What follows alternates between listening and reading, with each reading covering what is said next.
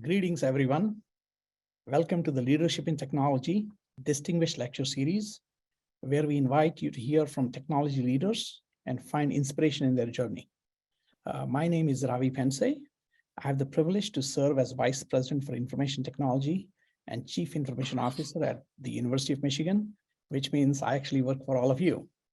I'm excited to be speaking with all of you today, both on our Zoom webinar and those who are watching the event via a live stream on LinkedIn. We have received many questions in advance for our event today, but we also invite you to submit additional questions you may have using the question and answers window in Zoom. I have already included some of the audience questions that were pre-submitted in the questions I'll be discussing with our guest. Also want to point out that we have turned on live transcription, and we will publish and share a recording of the event in the coming days. It is now my honor to introduce our special guest for our event. Toomas Hendrik Ilves served as the President of Estonia from 2006 to 2016. President Ilves was born to Estonian refugees and was raised in the United States. He has served as Estonia's ambassador to the United States, as the country's Minister of Foreign Affairs, where he actually successfully steered Estonia into the EU and NATO, an amazing accomplishment, and was elected President of Estonia in 2006. President Ilves used his office to further the country's leadership in digital governance as well as in cybersecurity. Did you know that in addition to being the leader of one of the most digitally advanced nations, President Ilves is also a farmer? Since Estonia's gained its independence, he has been working to restore his family farm that dates back to pre-1763. And to date, he has planted close to 19,000 plus trees, which is just absolutely incredible. He also shared that he reforested and planted a park, which is home to different trees from European presidents, which were gifted as Estonia became part of the EU. I did tell him that when I get a chance to visit Estonia, and I hope to visit sometime, maybe I'll bring a tree or two from Ann Arbor as well. It is really my pleasure to welcome an amazing leader, a visionary, a wonderful friend, and a mentor to many. Welcome, President Ilves. It's great to have you. And good afternoon, or should I say good evening to you, since you are joining us from Oslo. It is very exciting to host you virtually at the University of Michigan. Shall we get started? Good evening. Yes, it's good to be here, and I'm happy to be here. No, it's such an honor to have you here with all of us. And I know that you were born in Sweden, if I recall correctly, and I think moved to US around mid-50s with your parents, who, as we talked, were Estonian refugees. I know you studied psychology at Columbia University and also at UPenn, obtaining your both undergraduate and advanced degrees before returning to Estonia to serve your country. Could you talk about how your early experiences shaped who you are today as a leader? Okay, well, I guess like very many people who have come to the United States as, well, I wasn't quite a refugee, but having been from a country that had been occupied by the Soviet Union, and because of my parents' experience fleeing, I probably had a much greater appreciation for the liberties and the freedoms of the United States, and also the importance of freedom of speech, freedom of association, and those things that I guess many Americans who don't have that experience or have been there for a long time begin to take for granted as just being something that you have, but it's a normal state of affairs. And so that was clearly an important part of my worldview. What was probably the most important event in my upbringing, actually, and which affected almost everything I have done in the period since Estonia became independent, was in 1971, in a one-off experiment of my math teacher, who was doing her PhD in math education at Columbia Teachers College, was to see if you could teach kids to code, or program, as we called it back then. And that was a small class of kids who were somewhat better in math. And she got a teletype machine with a perfo tape and a big telephone modem, kind of like big telephone modem, and you would stick the phone into it, and then that was hooked up to a mainframe computer about 30 miles away. I mean, this is 1971, and then she proceeded to teach us BASIC, which is kind of, I mean, it's a baby Fortran. I mean, Fortran is a fairly advanced early language, and BASIC was a simpler version of it, and we learned to program. And for me, I remember one of the kind of signature moments was writing a program badly. And I wrote, the task was to calculate and print y equals x squared, which is a parabola. And I forgot to put the end marking there on the program. And so I started, reams of paper started coming out with, I mean, it's just, like it's 3, I mean, it's like 9, and it goes to 16 and so on. But it's doing this fairly rapidly until I just press the exit button on the teletype. In any case, that was important because after that, I had never been actually fearful of whatever computers are about. I mean, it's a very primitive experience also, but it was, on the other hand, 51 years ago. Later on, when I went to college, I got a little more sophisticated.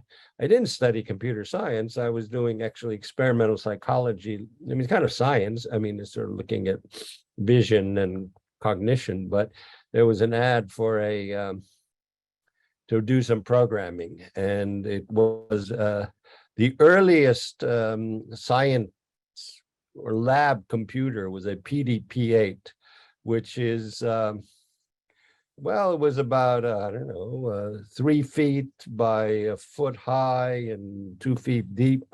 And it was called a PDP-8 because it had 8K of memory, which is the size of an empty email these days.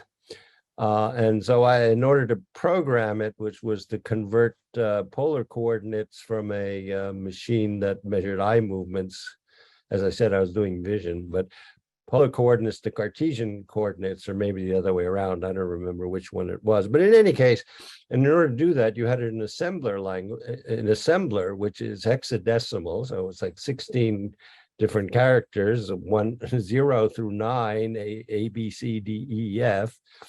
And program in that, which was quite an interesting task, just writing numbers. And the tasks had to be broken down into fairly little sort of decisions. And so after that, I mean, tech was just what you did. Now, why that became important was when Estonia became independent, and it was terribly poor. Before World War II, the last full year, 1938, before World War II, the GDP of Estonia was slightly higher than Finland's. In 1992, which was the first full year of Estonian independence, the GDP of Finland was $24,000 per capita per person. And the GDP per capita of Estonia was $2,800 per person, which means basically that Finland had become 8 times richer than Estonia, whereas before the war had been slightly poorer. And so this was a fairly dire situation. And the problem with all of that, if anyone studies development, is the problem of Zeno's paradox, in which you may recall, if you ever heard of Zeno's paradox, where Achilles has to run after the tortoise, but the tortoise is always a little bit ahead. And so if you think in terms of development, well, it may be nice if we have 10% growth in a year, which would be quite phenomenal. And Finland, which is 8 times richer, has only 1% growth, but nonetheless, you still never catch up because that 1% makes them that much richer. So the problem is that it's, and in most areas, almost all areas, we were not on a level playing field. We had, no real roads, modern roads, and we had bad roads. Telecommunications were a joke. I mean, we had basically sort of 50, 60-year-old telephone lines. I mean, you name it, hospitals, whatever. And so we were not even starting out on a level playing field with the rest of, with the Western world where we had been a part of. And then this miraculous thing appeared, since I had been a geek kind of for all these years, and then Mosaic, the first web browser ever, appeared, developed by Mark Andreessen at the University of Illinois, Champaign-Urbana. 1993 was 4 years after Tim Berners-Lee had invented the hypertext transfer protocol, or HTTP. But you couldn't really use it unless you were spending a lot of time on it. But this was a web browser. Unlike today's web browsers, which you download, you had to go buy it. And I went to Radio Shack, and for $29.95, I bought this, and there were 7 floppy disks, as I remember, and I uploaded them. But then I got this thing in front of me. There weren't many web pages in 1993. But I looked at it and I said, wow, this is where we are on, or could be on, a level playing field with the rest of the world. And no more, I mean, at least we would not be significantly behind any other countries. And so I came up with this idea that in order to get, and the third part was that basically I figured, it's going to be tough to do much with older people, but we should just put computers in schools. So I came up with this idea to actually get computers in all the schools, every single school, and to connect them.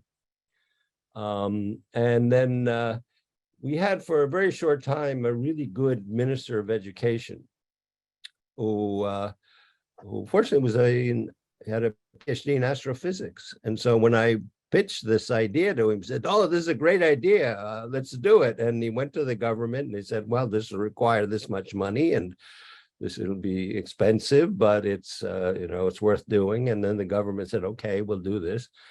And so that was passed in 96. And by 98, 99, all Estonian schools were online and connected, which was an amazing feat at the time.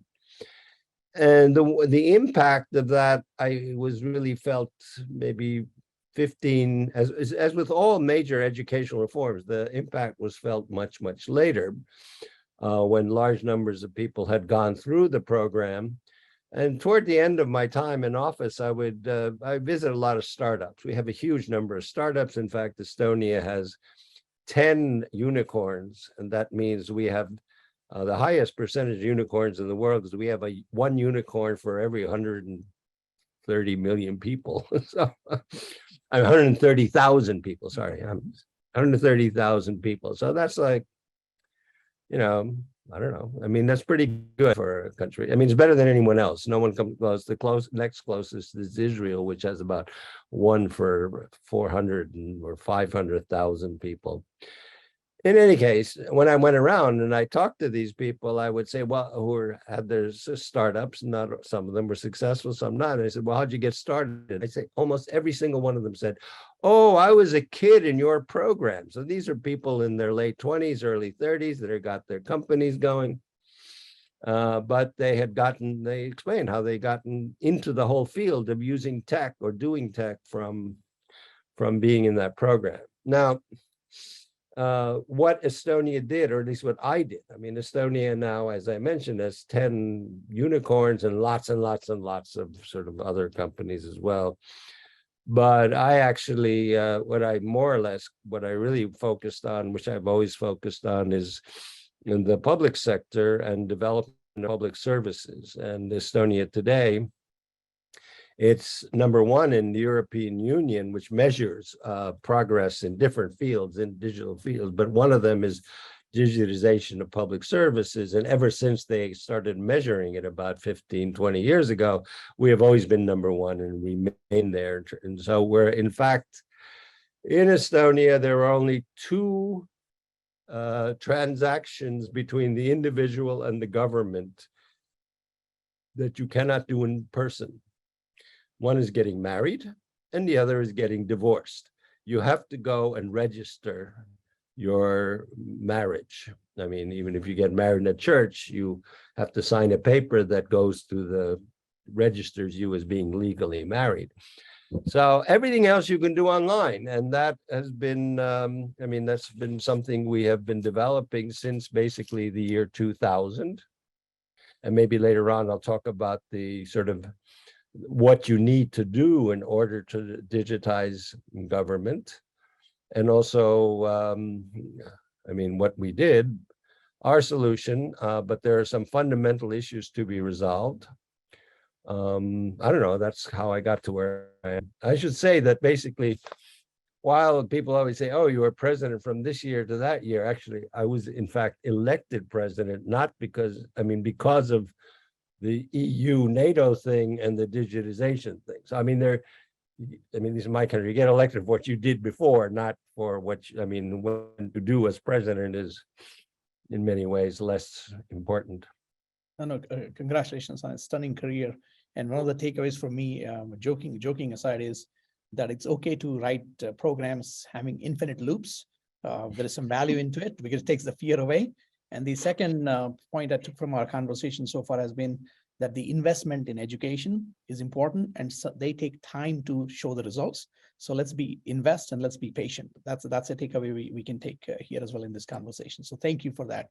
Now, as you pointed out, I mean, you know, Estonia does rank #1 among 28 European countries in e-governance. And you have talked about how you have done this, you know, in a highly secure way with digital identity, which is very different from the kinds of services you have, for example, in the United States. Could you talk a little bit more about your approach in securing your digital ecosystem and how it has evolved over time, and what can we learn from it in this country? Well, there are three, the system that we have basically, I would say that the particular software solutions are ours, and it's used by a number of countries, but there are three pillars or three problems you must resolve with digitization of public services. The most important one, which actually I have to resolve for everything, is the issue of a secure identity. That is, you must have a unique secure identity, and this, I mean, best understood by the classic cartoon from 1993 in the New Yorker of two dogs, and one dog says to the other, on the internet, no one knows you're a dog. And I mean, that you can Google, and it's like there are 5 million copies of it on the web. It's a very famous cartoon. But the thing is, if you're going to, you must know who you're talking to. You have to know you're talking to the government, and the government has to know you are you and not someone else, or the servant, not the government, but the agency, whoever. I mean, you also need this between people, but the private sector has been very slow to realize this. The way we do it is, first of all, with two or multi-factor authentication, which means that you need to have something you know, and you need to have something you have in your possession to match up, which we do in the computer itself. And I mean, basically, it's the principle. I mean, the same principle as a credit card, where you have to add a PIN, right? That says you're you. That must be end-to-end encrypted. So this is. So it's two-factor authentication, and it is end-to-end encrypted at a very high level of encryption. So that also, in order to make sure that that works, it is connected to a population register, which says you are you. Now, just a few things about this, and this is where, I mean, one of the problems that comes up with the United States is that in order for this system to work, if you think about sort of behavioral economics and governance, everyone must have an ID. everyone. Now, you don't have to use it, but you must have one. I mean, you can just, I mean, the most basic form is a card, which in the European Union, you can just show and use instead of a passport. So, I mean, here's mine. Not too easy to see there, but there it is. You can see it. No, I mean, it's just an ID card. It's like a light, but it has a chip on it, right? So, I mean, we have better solutions than putting into a card reader these days. But in any case, you need and why do you need a universal identity? It's because of the nature of the way that public services or governance works. If everyone doesn't have one, say you're, I mean, whatever, you're a DMV, you know, it's like, and they go, and if, and not every person has an ID, most likely the uptake we've seen kind of empirically over years across Europe, outside my own country. But I mean, when it's a voluntary thing, you get 20-25% uptake. Those are the early adopters. The people say, this is cool, I want to do it. But the problem is that means 80% of the population is not using an identity or doesn't have an identity. And if you're then a government agency, you will say, what the hell should I invest in the money, all of the money that goes into developing digital services if it only serves 20%? So they don't, and that's what happens in many countries. The flip side of that is that if you are one of those early adopters, you go, well, let's see, what can I do?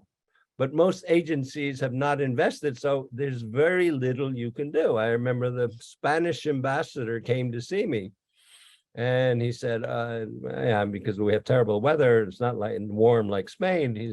I said, I guess you won't miss moving back to Spain. He goes, well, I won't for most reasons, but I won't have my digital identity. I mean, I can't use my card there for my prescriptions. He was an older man, he had a lot of medicine, and digital prescriptions make everything much easier.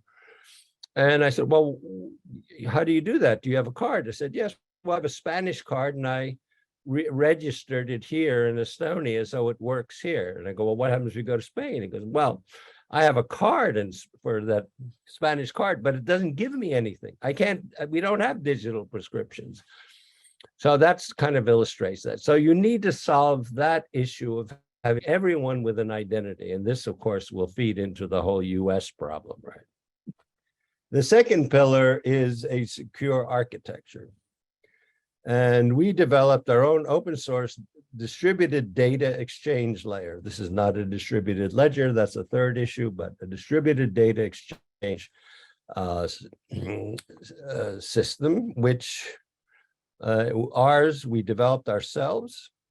It's called X-Road. It's used by 15 countries now, maybe more, 20, I think, because it's an open source data exchange layer for people, ministries, also companies, frankly, these days, to exchange information between each other. And the way to think of it is that everything kind of exists out there in cyberspace as individual entities that are reachable through your unique identity. So I can access my medical records, or I can access my dental records, or my prescriptions, or my property records. All of these are accessible by me.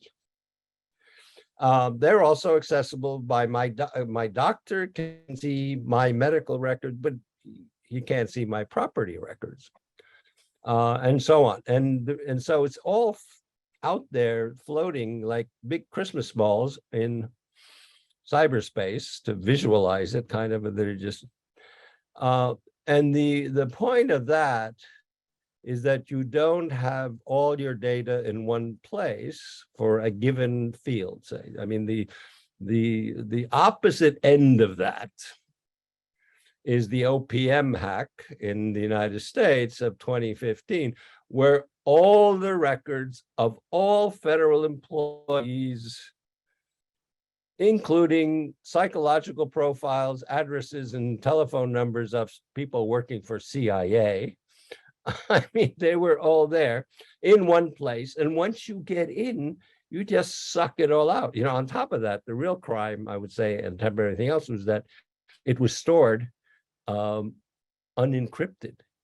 Unencrypted. I mean, all of this for 23 million US employees. So, I mean, this is why you need a distributed data exchange layer in its worst form. I mean, that's the worst case I've seen of, I mean, there are all kinds of other, I mean, also horrible hacks, but you just can't keep all this stuff in one place. And it must be, you must carefully restrict who has access to anything. And that, working that out in terms of the data exchange layer was a long process. It's not simply technological. You have to fit it together with your legal system. And that is, I would say, even cultural factors come in here. For example, in my country, property records, what you own is public.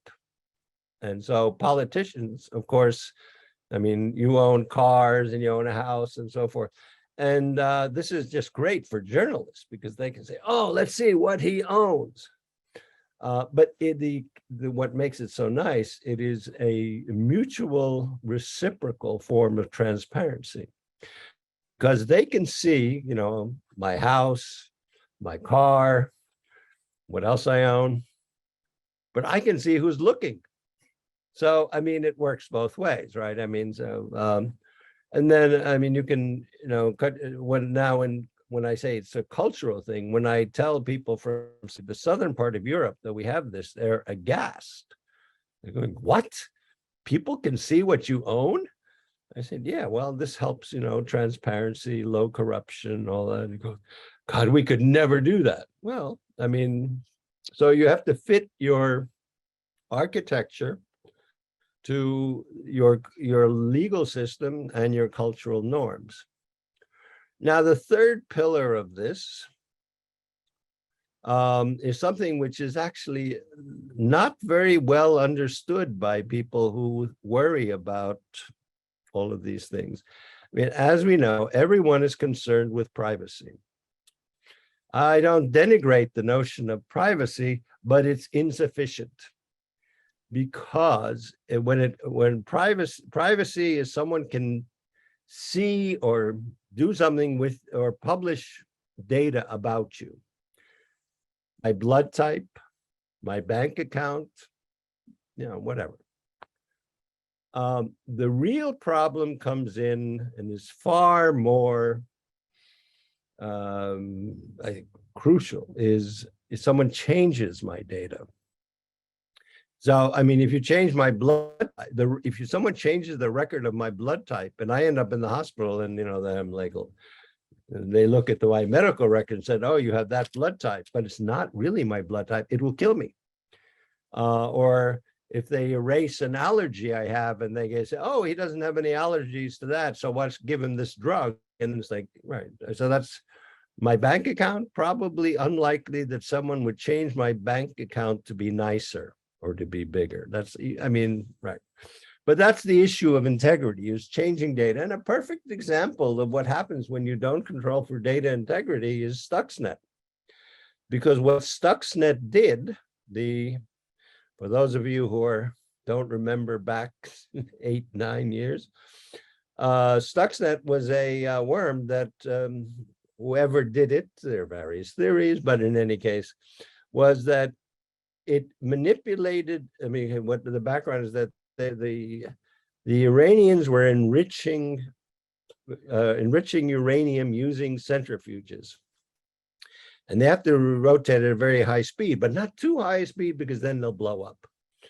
And this was all computer run, and the computer would like look at the speed of the centrifuge, and then it was a feedback loop or a SCADA system. It would say, okay, well, that's slowing down, let's speed it up.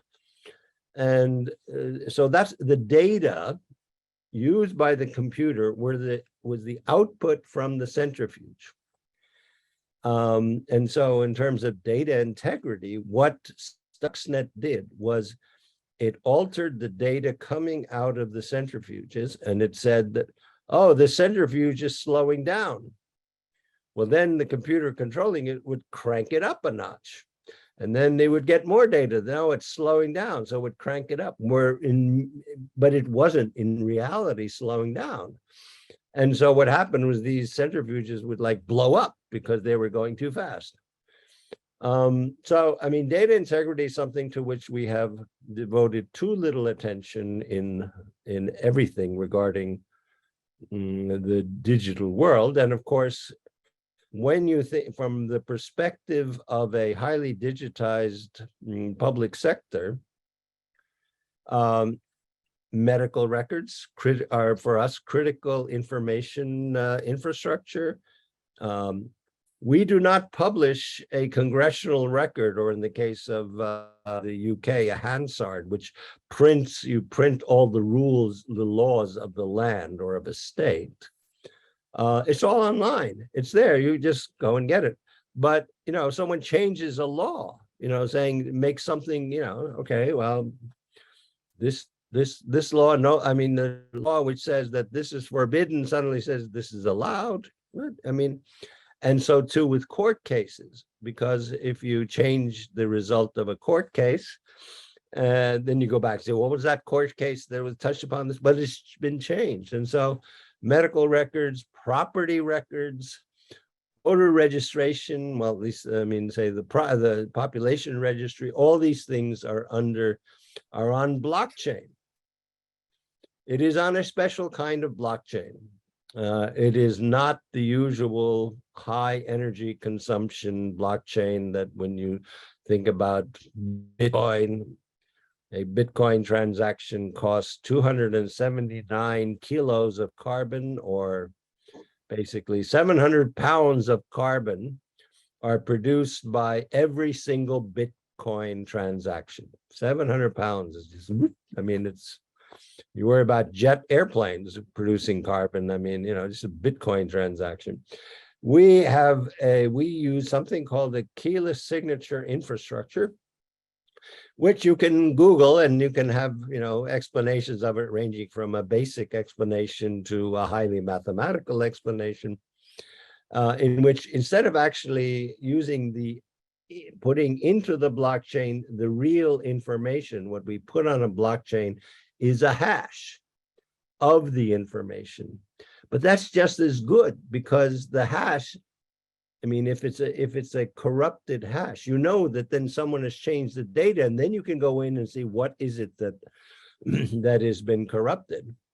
And so that saves all that energy, or you don't need that much energy. And so keyless KSI, or keyless signature infrastructure, is what we have had since 2008 on all critical data in the country.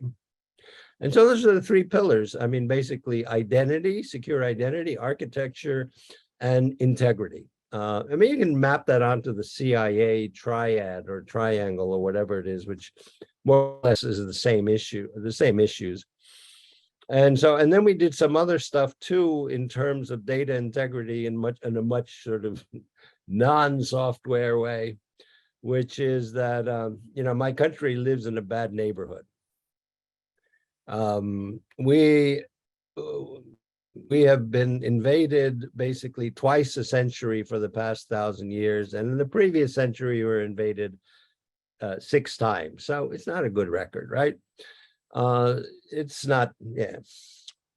And so we said, okay, well, all right, we can have all the data integrity and we want, but if someone just takes over the country, which is, you know, you look at, you know, Ukraine these days, right? I mean, and the idea came to us after the Fukushima tsunami, which either thanks to the tsunami wave or to the meltdown, one way or another, Japan lost a small amount of their national data, but they lost it for good.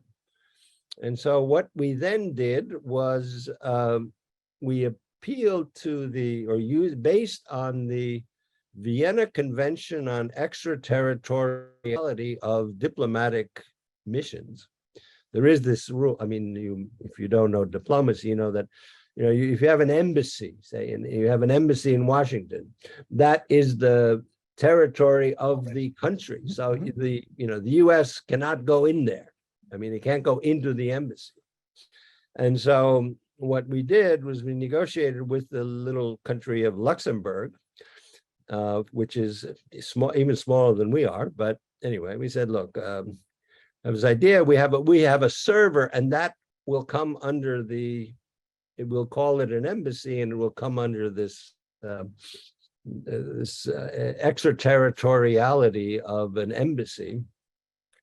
And they agreed. We have a treaty on this. And then, so what we have is all critical data is updated 24/7 on a fully encrypted, dedicated line.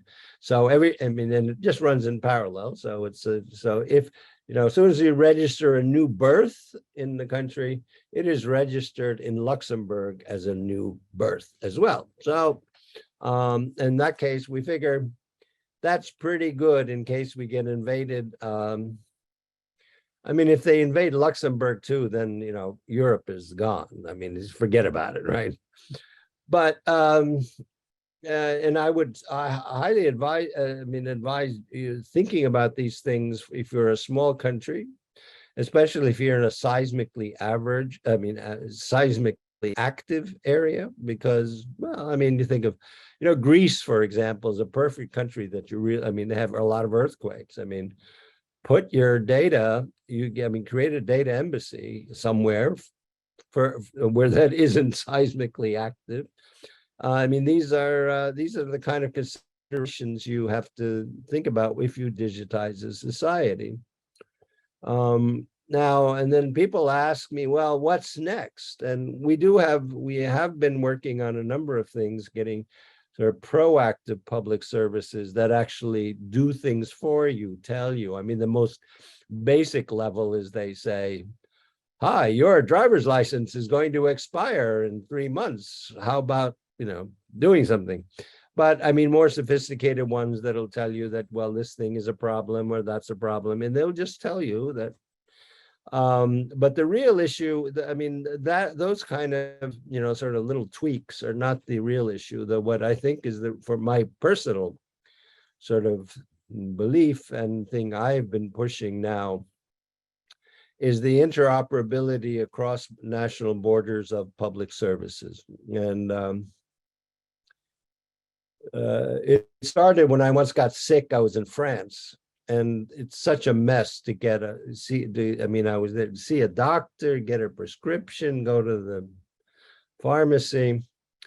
And then I proposed then, it was about 11, 12 years ago, to the president of Finland that look, Finland has adopted our X-Road data exchange layer. And so we have the same system, and that's not difficult. I mean, so we have that, and 7 million Finns visit Estonia every year, and there only are 5 million Finns. So, I mean, that means lots of Finns come a lot. And I mean, we have a lot of traffic in the other direction. And so I said, why don't we make our digital prescriptions interoperable? And he said, oh, that's a good idea. Why don't we see what we can do? And of course, it took like 8 years to do it because of, again, it's a no-brainer technologically. You could have done it in a week, but all of the legal side of things, and to avoid arbitrage with, one country subsidizes certain medicines, or one kind of, one brand of medicine for, a certain amount to one age group, and then the other country subsidize a different medicine that does the exact same thing. Heart medicine, but a different company, and it does it for a slightly different age group, and it does it for a slightly different amount. Working all of that out took a long time. But we have gotten to the point where now there are 5 countries that in Europe that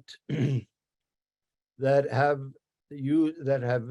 interchangeable digital prescriptions. So Estonia and Finland, but then the Faroe Islands, which is kind of an autonomous part of Denmark, Portugal, and Croatia. Now, if we know the map of Europe, these are countries which also, ties into the whole idea of cybersecurity, because it shows how it doesn't matter where you are in the digital realm. The countries that are very far apart, we are connected. Whereas our southern neighbor, Latvia, they're not connected to us, and for a variety of reasons. But the point is that the threats we face also don't recognize geography the way that up till now we generally tend to think of conflict in terms of geography. Anyway, so that's a long answer. No, but it was terrific. And really, the concept of data integrity is so critical to everything we do.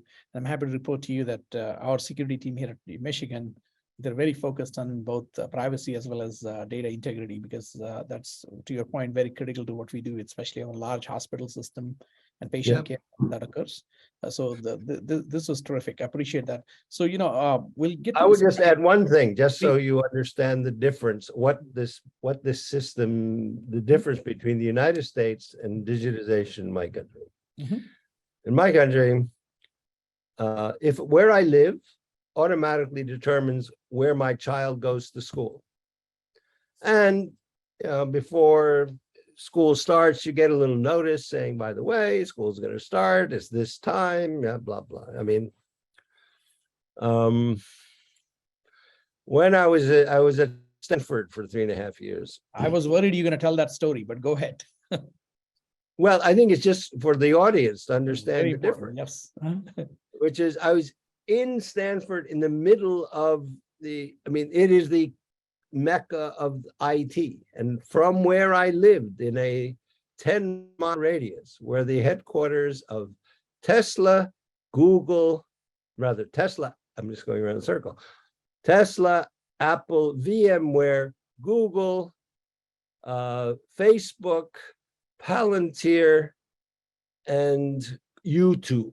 They're all they're all like a 10-minute drive away, right? So this is it. This is the greatest concentration of IT in the world. When I wanted to register my daughter to go to school, I had to take my electricity bill, drive like 2 miles to the headquarters of the school district, bring along my passport, bring along her passport, had to have a visa, and I had to bring along something called a DS 2019 form, which says that, yes, I am employed by Stanford University as a research scholar for the following, I don't know, year or two, whatever the date was there. And so I go there, and then I take a number, and then I wait. And then finally my number gets called, and I go sit down, and there's a woman there, and she goes, okay, give me all your papers. And then she goes off and photocopies my electricity bill and my passport and my DS 2019 and my daughter's. And then she comes back, and then I'm sitting there with my wife behind her desk, and she starts copying out things by hand, on paper. And this whole thing took like, I don't know, an hour and a half to do. Whereas if it's just for someone who lives in a digital society, you go like, what is this? This is insane, And on a political level, the thing is, there's this whole problem that's been going on in the United States for, I don't know how long, but decades and decades, about voter registration. You can't vote if you haven't registered, or your voter registration lapses. And basically the most fundamental tenet or definition of citizenship is the right to vote. If you're a citizen, you vote. Now, in my country, we have people who have IDs who are permanent residents. We have people with IDs who have a temporary residence permit, and we have people who are citizens. We know you're a citizen if you have, from your ID, right? and everybody has an ID, so there's no problem with having to be registered. You don't get deregistered from voting, and it's not, none of that happened. So voter registration seems to be a very crazy idea once you have an ID for every person in the country. Anyway.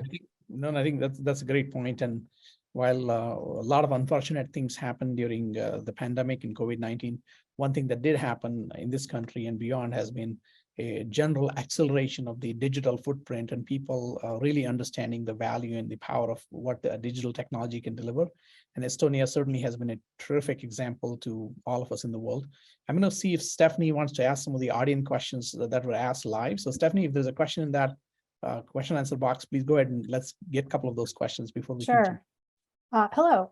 We had a couple of questions about Russia and the cyber attack that your country experienced in 2007. And so I'm going to try to combine some of those. And that's, did the process of digitizing your government create an awareness of the risk of a hostile neighbor who invests heavily in malicious cyber activity? And then when your country did experience the attack, what was your reaction, and how do you then restructure or strengthen capabilities since then?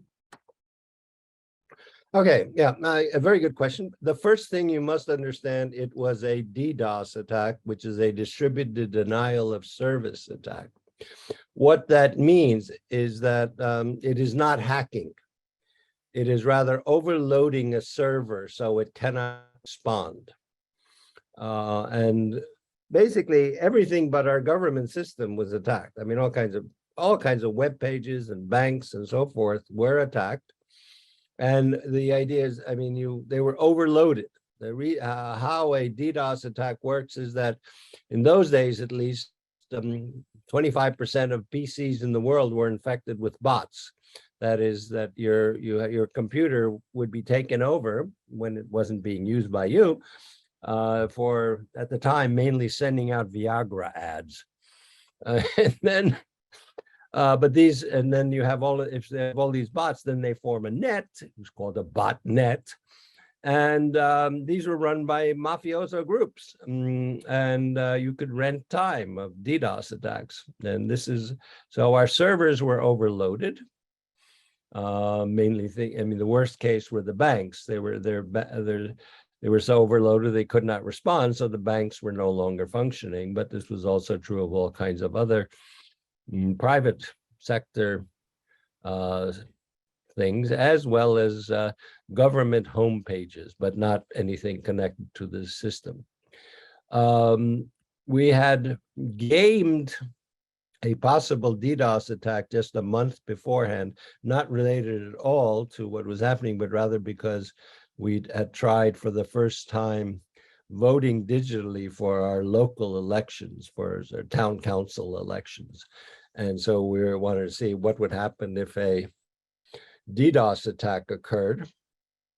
And as a result, we we set up mirror sites already before.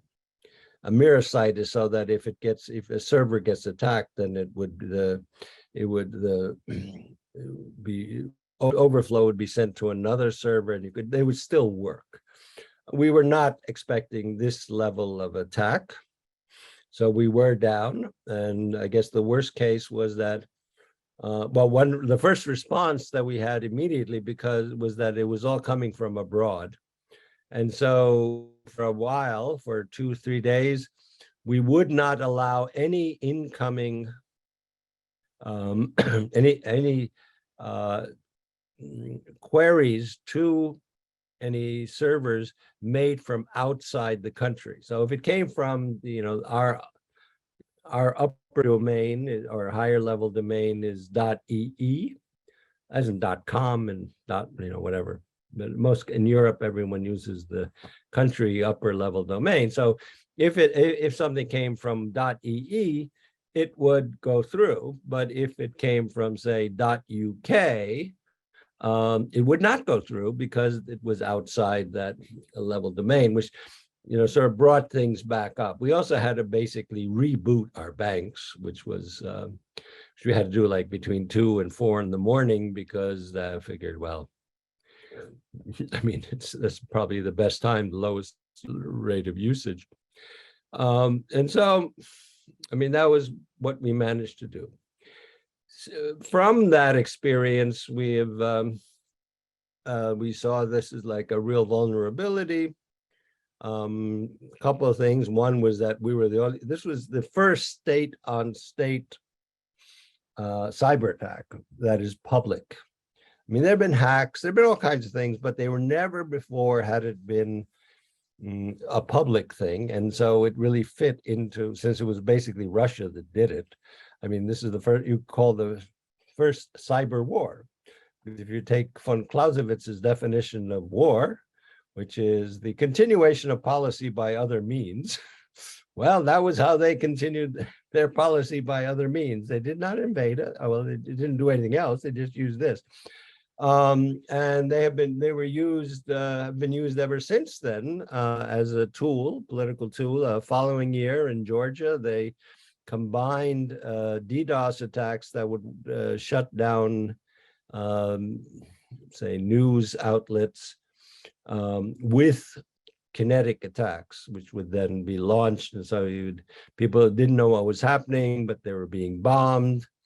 We ended up setting up a whole bunch of mirror sites for the Georgians then. The biggest, I mean, these days, no one uses botnets. They use IoT devices. And the big DDoS attack that, I mean, really affected lots and lots of people was the so-called Mirai attack from, I think, October, November 2016, in which used everything from modems or routers to CCTV cameras. I mean, because you can, they all have weak security. You can hijack them and you can reprogram them to then sort of attack something, attack a server or many servers. And that was actually major because it attacked both servers on the East Coast of the United States and the West Coast of Europe. So it was, you couldn't get into anything. So those, I mean, that's very different from hacking and going into a computer and doing all kinds of other things, like the Stuxnet attack or whatever, or stealing information. DDoS attacks don't get in. No, I think that's fascinating, and how you responded with resilience shows the strength, and then supporting Georgia later on as they were dealing with their attack. So there are a couple of questions I want to get to before our time runs out. One question, I know you're currently also hold a faculty position at University of Tartu, where you're developing some interesting advanced degrees. But one of the questions came back from audience, relates back to the 10 startup unicorns that you mentioned. And this person would like to know that what role do Estonian universities play in supporting the startup ecosystem, if any? What role the universities play? That's one aspect. Unrelated to that, the other question that a lot of people have on top of their mind is, you alluded to the Ukraine situation, Russia-Ukraine situation right now. I would love to hear your thoughts on, you know, how does this end? Because everybody would like peace to be accomplished. But so if you had any thoughts on that, so these two questions you can answer in the few minutes we have, that'll be great. Well, we have very strong education in quantitative areas.